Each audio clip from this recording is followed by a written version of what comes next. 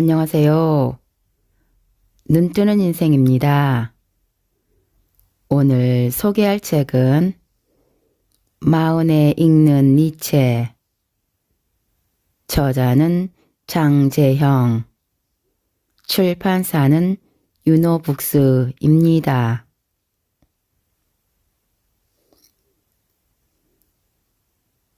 도심 한복판에서 최고급 람보르기니 스포츠카를 탄 젊은 사람이 창문을 내리고 음악을 듣는 모습을 보면 당신은 어떤 생각이 드는가? 난 저런 비싼 스포츠카는 필요 없어. 지금 타고 있는 차로 충분해. 저 사람은 어떻게 젊은 나이에 저런 비싼 차를 탈 수 있지? 예전에는 연애, 결혼, 출산 세 가지를 포기한 세대를 삼포 세대, 여기에 내 집 마련과 인간관계까지 포기한 세대를 오포 세대라고 불렀다. 이후 꿈과 희망을 추가로 포기한 7포 세대에서 더 나아가 건강과 외모까지도 포기한 9포 세대에 이르렀다. 결국 아예 여러 가지를 완전히 포기한 세대를 지칭하는 M포 세대라는 신조어가 등장했다. 중산층은 사라지고 소득계층의 양극화가 점점 심해지고 있다. 빈부격차는 결국 20대와 30대의 청년 문제로 이어질 수밖에 없다. 중년이라는 세대는 끊임없이 바뀐다. 2011년에 3포 세대라고 불린 30대가 어느새 40대가 되었다. 많은 사람이 자기 또한 젊은 나이에 외제차도 타고 멋진 집도 사고 세계 여행도 마음껏 할 수 있기를 원한다. 하지만 금수저를 입에 물고 태어나지 않는 이상 평범한 직장인에게는 꿈같은 이야기일 뿐이다. 슬프지만 치솟는 물가와 불안정한 고용시장 속 생존에 벼랑 끝에 내몰린 우리 세대가 내뱉을 수 있는 말은 결국 이번 생은 망한 것 같다 이다. 지배하는 자와 지배받는 자의 생각. 니체는 도덕의 계보에서 도덕에서의 노예 반란은 르상티망에서 시작되었다고 말한다.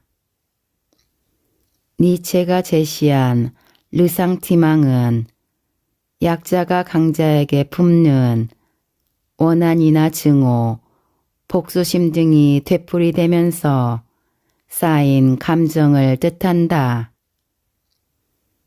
상대적으로 힘이 약한 노예는 힘으로 강자를 이길 수 없기 때문에 자신들의 열등감을 극복하기 위하여 르상티망이라는 감정을 사용했다. 그 결과 니체는 르상티망으로부터 주인 도덕과 노예 도덕이라는 개념을 만들어낸다. 지금까지 세상을 지배했고 여전히 지배하고 있는 도덕 유형을 주인 도덕과 노예 도덕으로 분류한다. 첫째 유형인 주인 도덕은 지배자의 도덕을 의미한다. 주인 도덕은 자신이 비지배 종족과 다른 데서 기쁨을 느끼는 지배 종족에서 발생했다.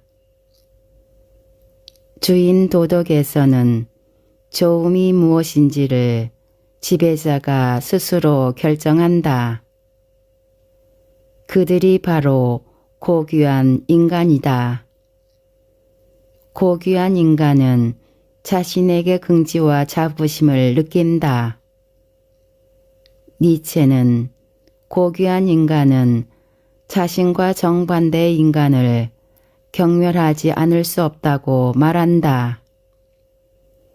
예를 들면 겁장이 불안해하는 인간, 소심한 인간, 한쪽 이익만 생각하는 인간, 자신을 비하하는 인간, 학대를 감수하는 인간, 거지 같은 아청꾼, 거짓말쟁이 등은 고귀한 인간의 경멸 대상이다.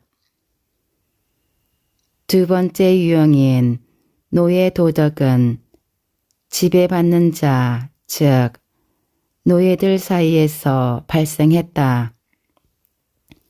예를 들면 학대받는 자, 억압받는 자, 고통받는 자, 자신에게 확신이 없는 자, 필요에 지친 자들의 도덕이 바로 노예 도덕이다.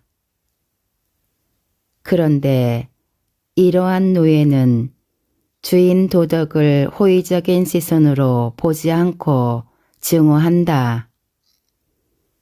이 감정이 바로 르상티망이다.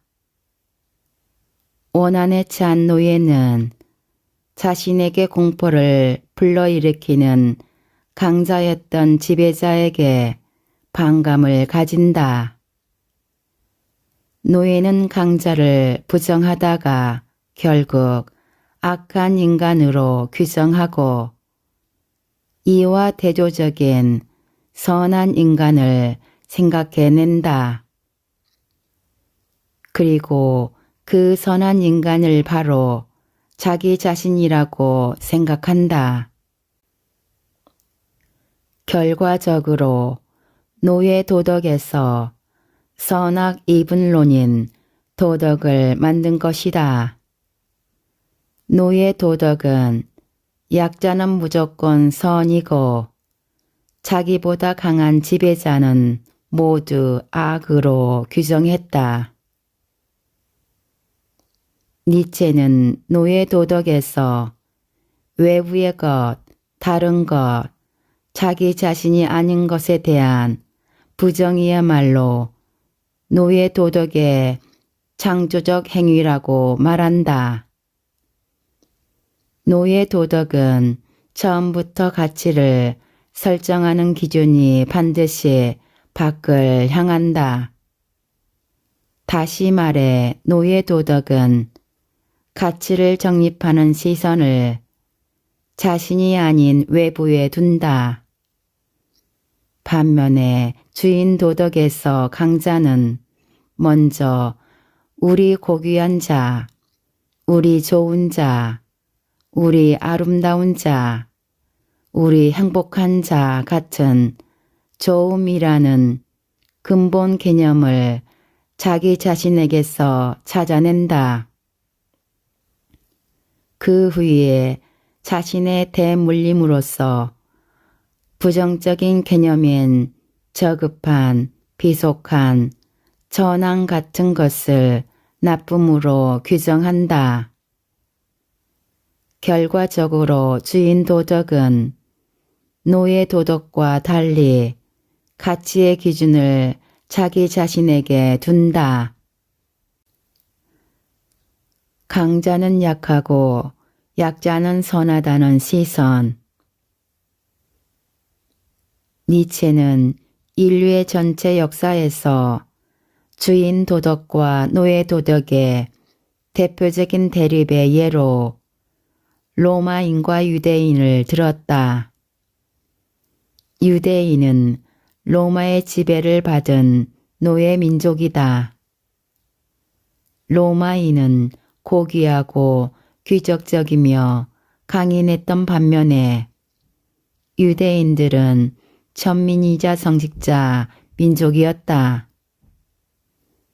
힘으로는 이길 수 없었던 유대인에게는 자신의 정복자에게 원한이 있었다.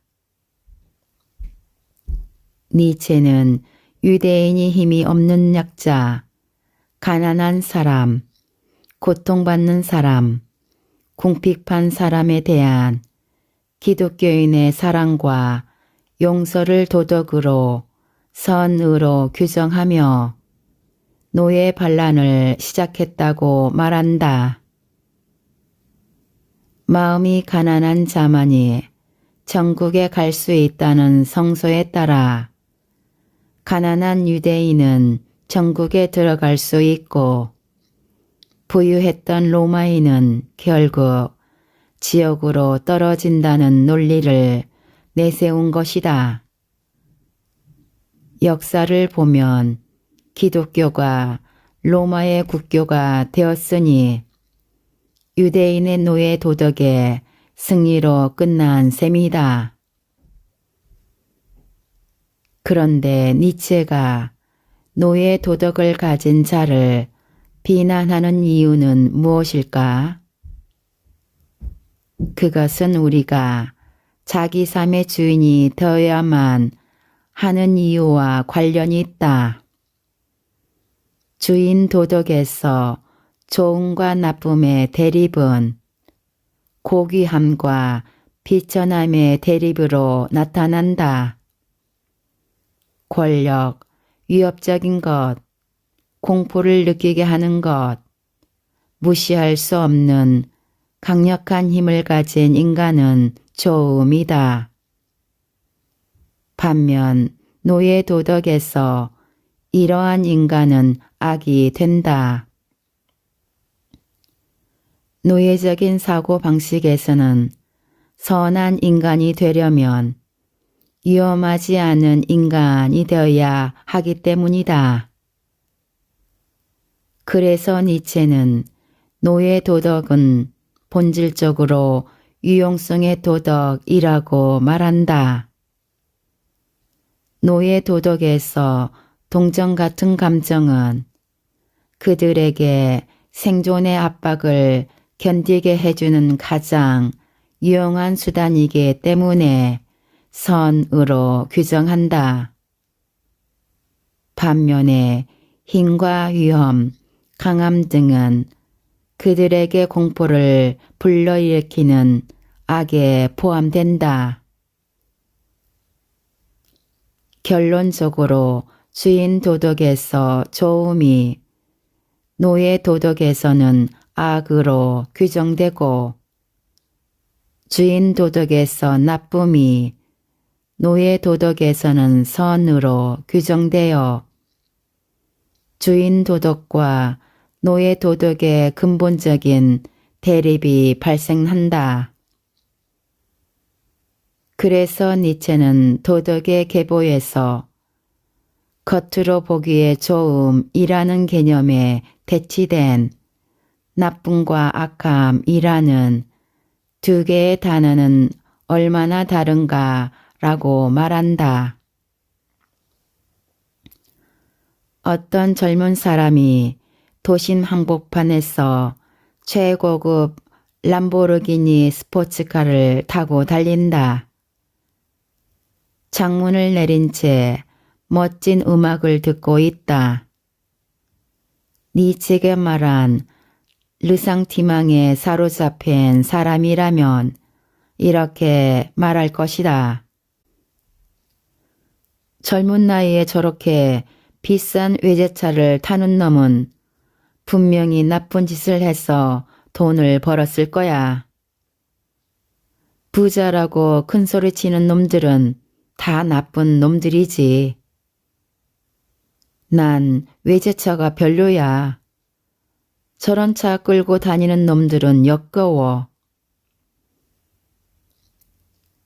부모와 인맥을 잘 두어서 명문대학원에 쉽게 진학한 사람, 집 마당에 수영장이 딸린 호화주택에 사는 자수성가한 사학가, 몸값이 수백억 원에 이르는 운동선수, 최고급 외제차를 끌고 다니는 재벌 총수의 자녀를 바라보는 우리의 시선은 결코 우호적이지만은 않다. 자본주의 사회에서 잘 나가는 부자들을 바라보면 자신도 모르게 상대적 박탈감과 열등감을 느끼게 마련이다. 왜 우리는 자신도 모르게 타인의 행복을 바라보면서 열등감에 빠지고 분노를 느끼는가? 그 이유는 강자는 악하고 약자는 선하다. 부자는 악하고 가난한 자는 선하다 같은 노예 도덕이 오늘날에서도 보편화된 현상이기 때문이다. 니체는 좋음과 나쁨, 선과 악이라는 대립하는 두 가지 도덕 가치는 역사 속에서 수천 년간 지속되어 온 무서운 싸움이라고 말한다. 노예 도덕에 빠져 있는 사람은 자신의 열등감을 스스로 극복하지 못하고 단순히 나보다 잘난 사람들을 부정하거나 비난하는 데 그치고 만다. 그렇다면 우리는 르상티망의 원인인 열등감을 어떤 식으로 극복할 수 있겠는가? 생각의 노예에서 생각의 주인으로. 니체는 차라투스트라에는 이렇게 말했다에서 이렇게 말한다. 창조하는 자가 아니라면 그 누구도 무엇이 선하고 무엇이 악인지를 모른다. 주인 도덕을 만들어낸 고귀한 인간들이 꿈꾸었던 삶의 모습이 어떠한지 짐작이 가는가? 고귀한 인간은 자신을 가치를 창조하는 자라고 생각하기 때문에 타인을 의식하지 않는다. 또한 타인에게 인정받을 필요가 없기 때문에 자신의 입장에서 모든 것을 평가하고 존중한다. 고귀한 인간은 자기만의 무한한 잠재력과 가능성을 꿈꾸고 주어진 삶을 긍정하는 존재이다. 니체는 주인 도덕에서의 고귀한 인간을 태생이 좋은 사람이라고 말한다. 고귀한 인간은 긍정적인 모습의 힘의 의지를 소유하고 있다.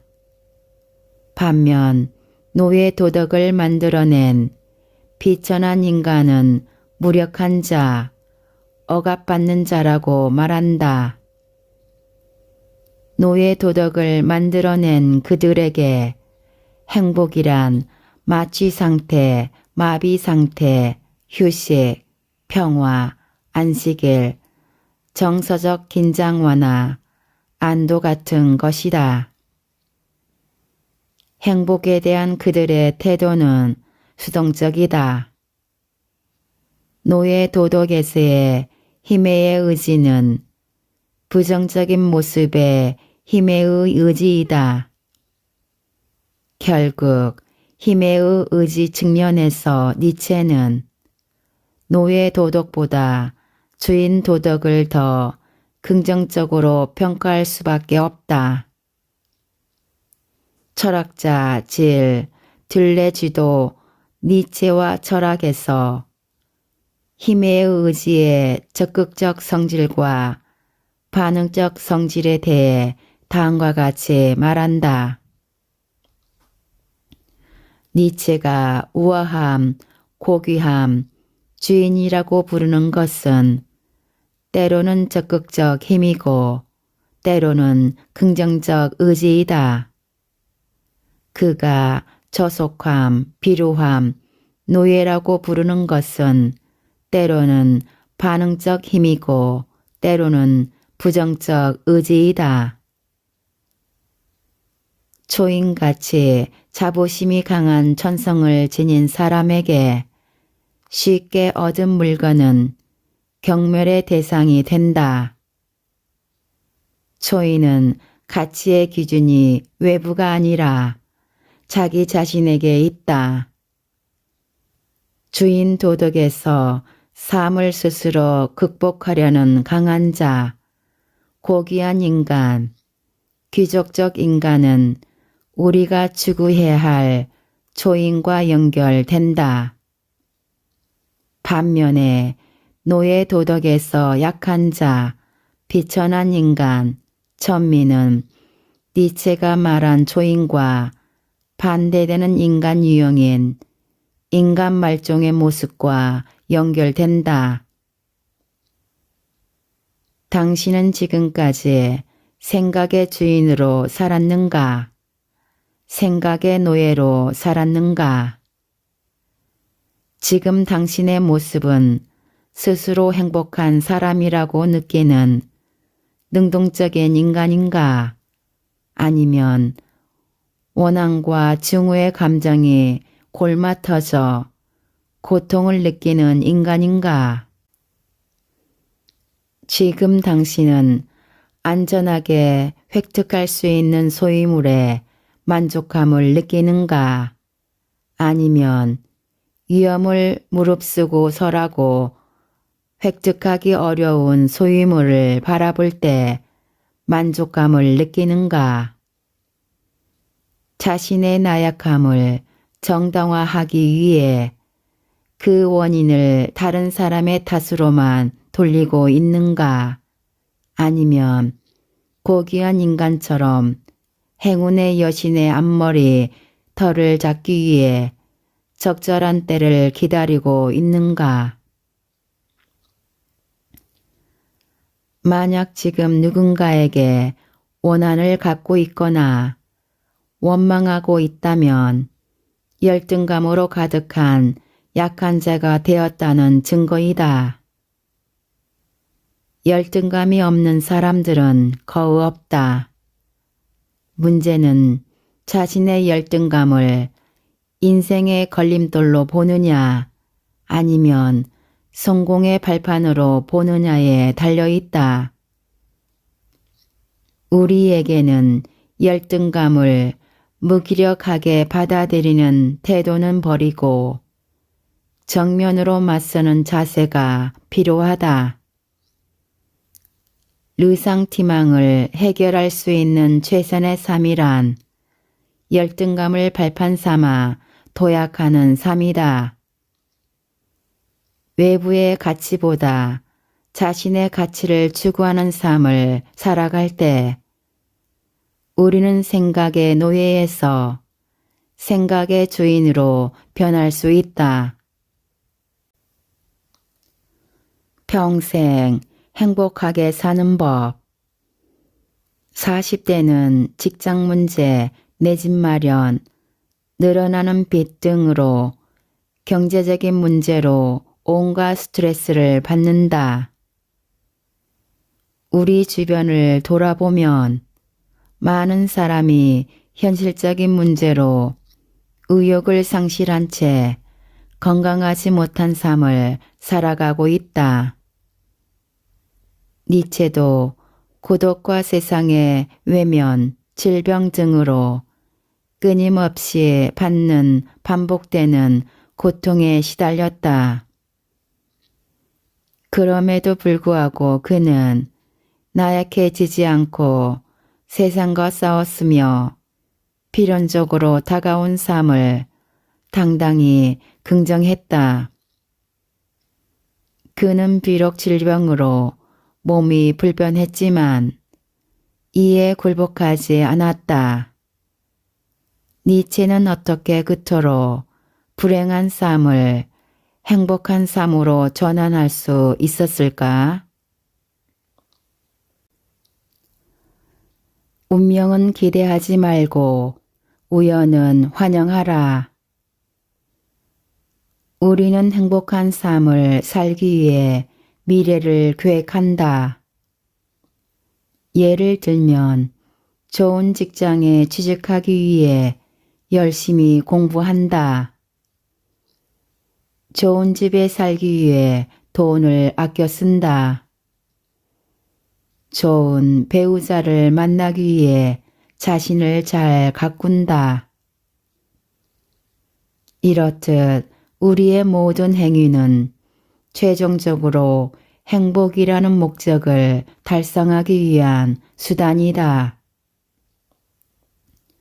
그래서 고대 그리스 철학자 아리스토텔레스는 행복을 모든 사람이 추구해야 할 궁극의 목적이자 최고의 선으로 보았다.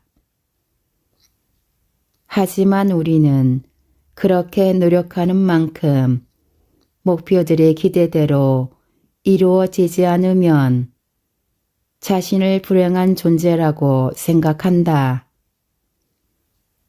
여기에 니체는 인간적인 너무나 인간적인에서 경험을 그 반대의 것으로 함목적적인 것을 무목적적인 것으로 필연적인 것을 임의적인 것으로 전환하라고 말한다.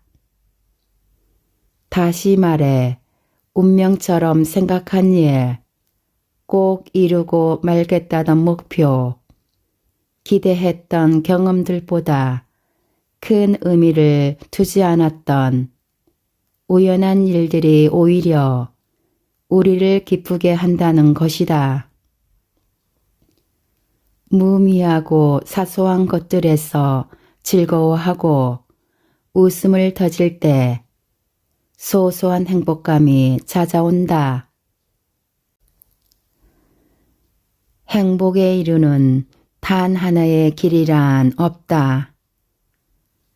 니체는 행복하려고 하는 사람에게 행복에 이르는 길에 대한 어떠한 지침도 주어서는 안 된다고 한다.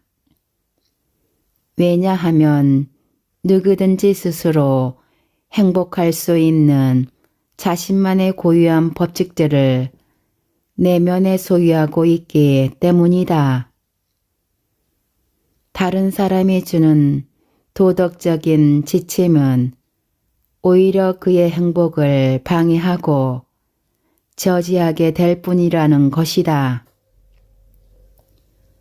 최대 다수의 최대 행복과 배부른 돼지보다 배고픈 소크라테스가 되어라 라는 말을 들어본 적이 있을 것이다.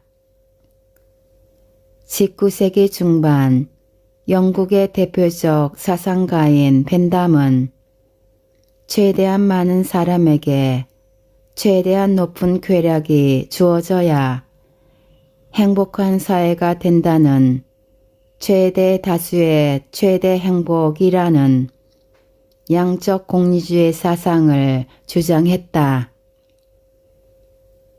그는 인간을 언제나 쾌락을 추구하고 고통을 회피하려 하는 존재로 파악했다. 즉, 행복과 쾌락, 불행과 고통을 동의어로 이해했다. 따라서 그는 어떤 행위가 인간의 쾌락으로 이어진다면 선하고 고통으로 이어진다면 악하다고 정의했다. 이처럼 행위의 선악을 판단하는 기준을 쾌락의 유무로 정하는 것이 바로 공리주의이다. 그 행위가 선한 행위가 되려면 최대한 많은 사람이 행복을 느껴야 한다.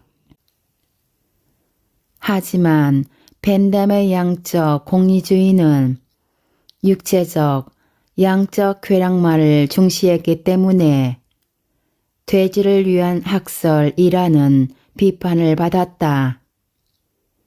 왜냐하면 다수가 상대적으로 질이 낮은 쾌락을 선택할 수 있기 때문이다. 그래서 만족한 돼지보다는 불만족한 인간이 되는 것이 더 낫다.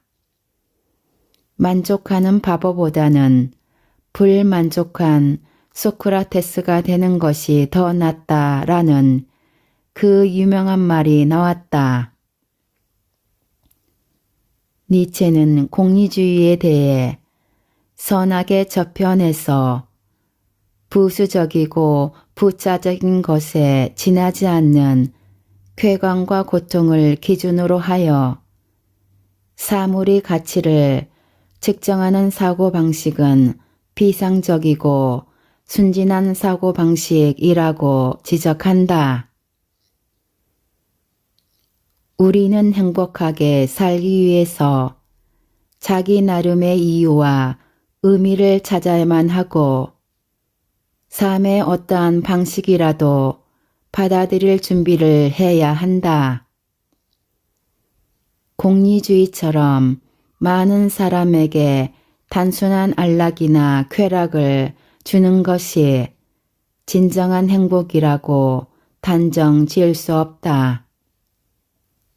다시 말해 행복에 이르는 단 하나의 길이란 있을 수 없다.